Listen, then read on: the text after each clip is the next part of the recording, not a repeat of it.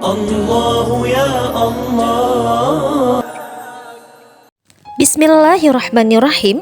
Assalamualaikum warahmatullahi wabarakatuh.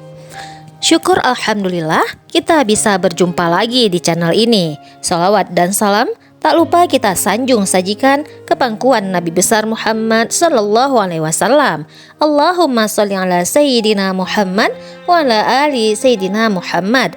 Semoga saudaraku selalu dalam lindungan Allah Subhanahu wa Ta'ala, dipanjangkan umurnya, dimurahkan segala urusannya, dan juga dipermudahkan jalannya menuju titian siratal mustaqim kelak.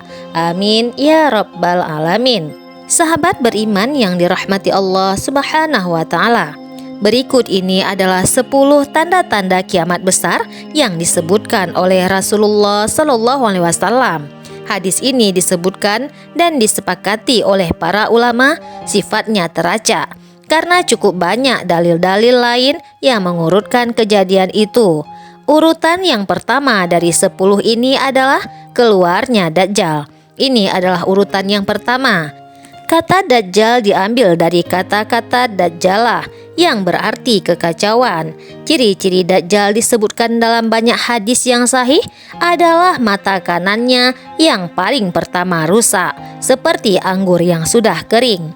Kata Nabi Muhammad SAW dalam hadis sahihnya, ketahuilah Dajjal buta mata kanannya, dan Tuhan kalian tidak buta, karena dia akan mengaku sebagai Tuhan.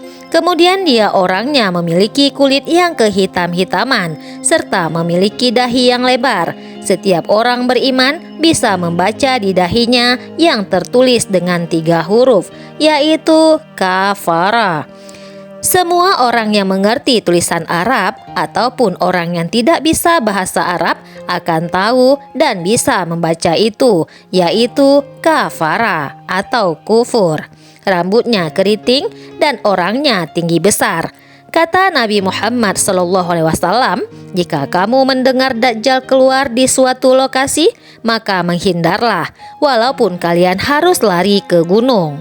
Dia akan keluar membuat kerusakan selama 40 hari. Kata Nabi SAW, 40 hari itu sehari seperti setahun, sehari lagi yang kedua seperti sebulan, hari yang ketiganya seperti sepekan, dan sisa harinya seperti hari kalian. Dia akan kelilingi muka bumi ini semuanya. Dan kata Nabi SAW, seluruh bumi ini akan dimasuki oleh Dajjal. Tidak tertinggal satu lorong, gang, jangankan kota atau desa, kecuali Dajjal akan masuk ke dalamnya. Kecuali Mekah dan Madinah tidak bisa dimasuki oleh Dajjal. Kata Rasulullah SAW, karena setiap pintu gerbang Mekah dan Madinah, malaikat menghunuskan pedangnya dan menghalau Dajjal, sehingga Dajjal tidak bisa masuk. Pada saat dia tiba di Palestina, waktu yang bersamaan di kota Madinah berkecamuk.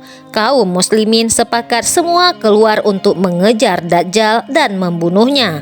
Keluar dari kota Madinah, satu orang yang namanya seperti namanya Nabi Muhammad SAW, Muhammad bin Abdillah, dan dia dari keturunan Rasulullah SAW juga. Dan orang ini punya julukan dengan Mahdi, atau yang lebih kita kenal dengan sebutan Imam Mahdi. Inilah tanda-tanda kiamat yang kedua.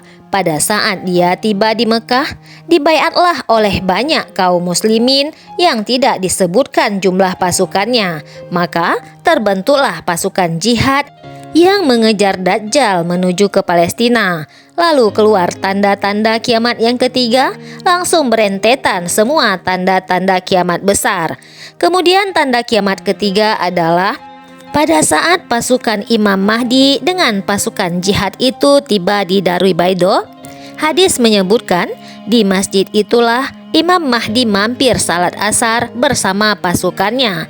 Dikatakan Isa alaihissalam akan turun sambil memegang kedua sayapnya malaikat, dan dari rambutnya yang basah meneteskan air. Maka dia pun turun, kemudian masuk, dan orang-orang pada saat itu mengenalnya kalau dia adalah Isa. dan mereka sudah tahu ini masanya keluarnya Dajjal. Imam Mahdi ini sudah ada. Mereka tahu akan turun Nabi Isa. Sudah ada informasi seperti yang saya sampaikan kepada Bapak Ibu ini semuanya. Salatlah mereka, kemudian mereka menuju ke Palestina. Singkat cerita, Nabi Isa alaihissalam akhirnya tiba dengan pasukan mujahidin di depan pintu gerbang Bablut. Dajjal mengatakan, "Bukakan pintu gerbang, mereka tidak akan mampu melawan kita karena pasukannya mereka banyak." Maka Dajjal dengan sombongnya menunggu di depan pintu gerbang. Pada saat dibuka, Dajjal kaget melihat ada Nabi Isa alaihissalam. Dan pada saat itu, kata Nabi SAW, Dajjal paham kalau dia akan segera mati. Maka Dajjal begitu melihat Isa alaihissalam, dia lari dan badannya sambil meleleh di depan pengikutnya. Pada saat Dajjal mati, pengikutnya pada ketakutan semua. Mereka anggap Dajjal Tuhan mereka. Mereka anggap Dajjal orang yang perkasa, orang yang kebal. Mereka kaget pada saat ia mati. Maka bertebaranlah mereka semua, dan akhirnya mereka sembunyi di bawah pohon dan di atas batu. Kemudian batu dan pohon akan memberikan penjelasan, "Hai Muslim, ini Yahudi, bunuhlah." Maka dibunuhlah. Lalu Nabi Isa alaihissalam memimpin di muka bumi ini. Dan kata Nabi SAW kepada umat Islam saat itu, agama Islam akan masuk ke semua rumah yang ada di muka bumi ini. Tak tersisa satu rumah pun yang ada di dunia ini. Semuanya akan masuk agama Islam. Hadis sahih. Maka Nabi Isa alaihissalam memimpin pada saat itu disebutkan dalam sebuah hadis selama 40 tahun dengan ketenangan, menerapkan hukum Islam, semuanya beriman kepada Allah Subhanahu wa Ta'ala. Setelah itu keluar tanda-tanda hari kiamat besar yang keempat, yaitu keluarnya Ya'juj dan Ma'juj.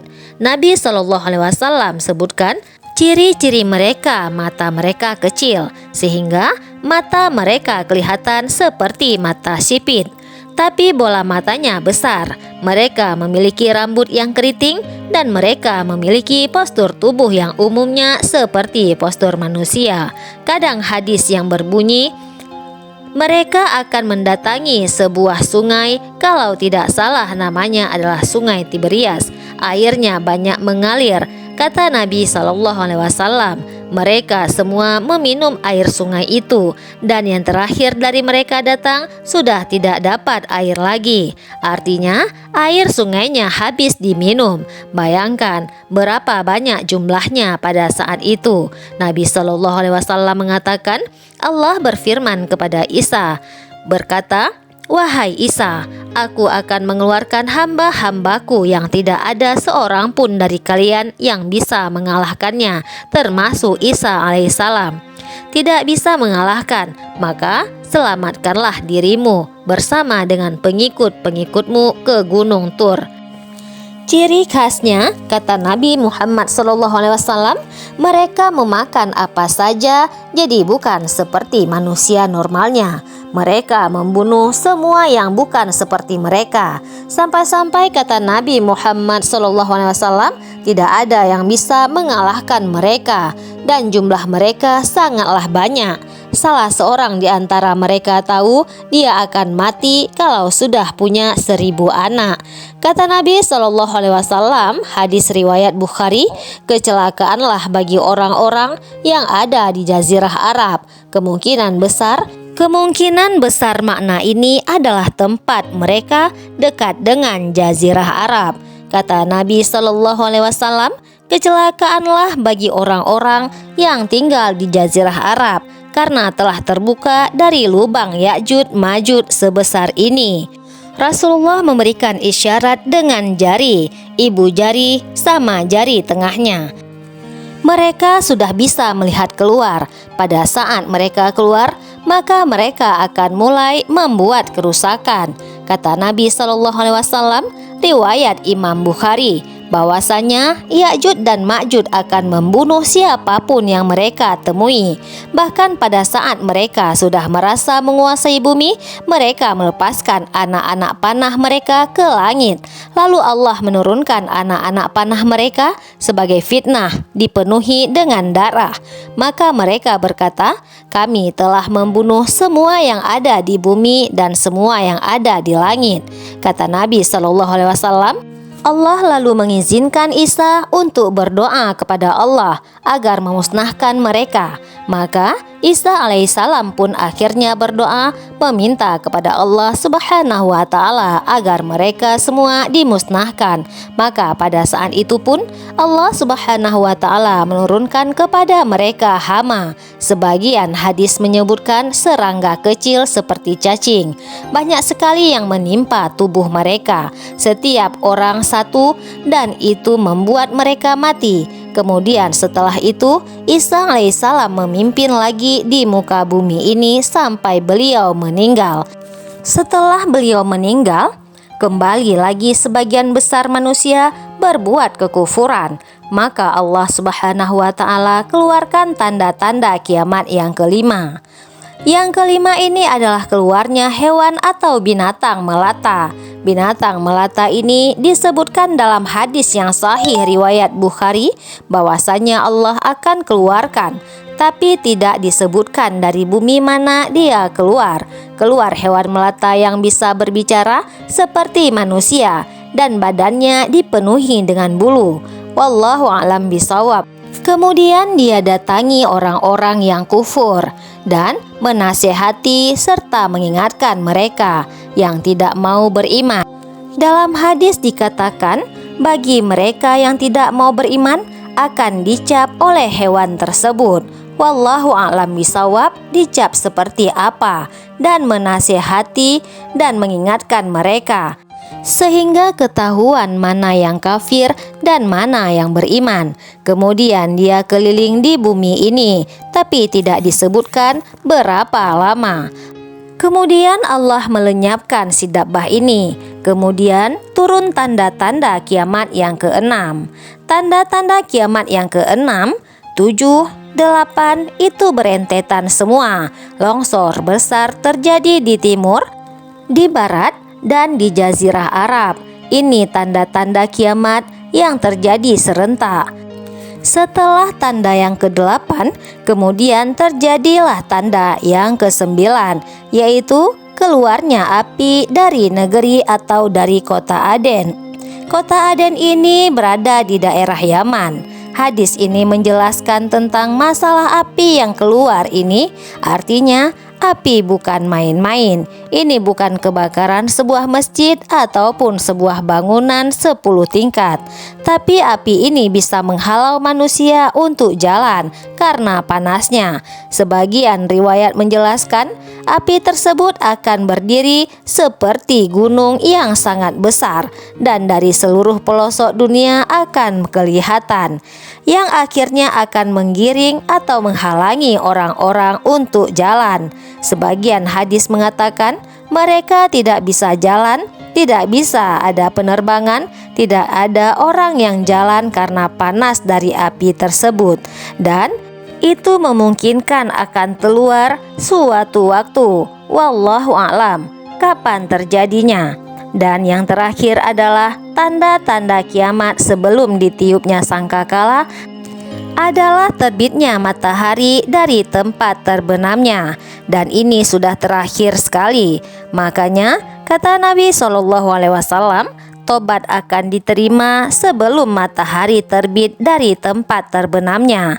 Artinya selama yang lain itu masih ada, masih bisa bertobat. Wallahu a'lam bishawab. Hanya ini yang dapat saya bagikan. Semoga bermanfaat untuk kita semuanya. Semoga kita mendapatkan perlindungan dari Allah Subhanahu wa Ta'ala dan mendapat syafaatnya Rasulullah Sallallahu Alaihi Wasallam. Amin ya Rabbal Alamin. Saya akhiri dengan wabillahi taufik wal hidayah. Wassalamualaikum warahmatullahi wabarakatuh.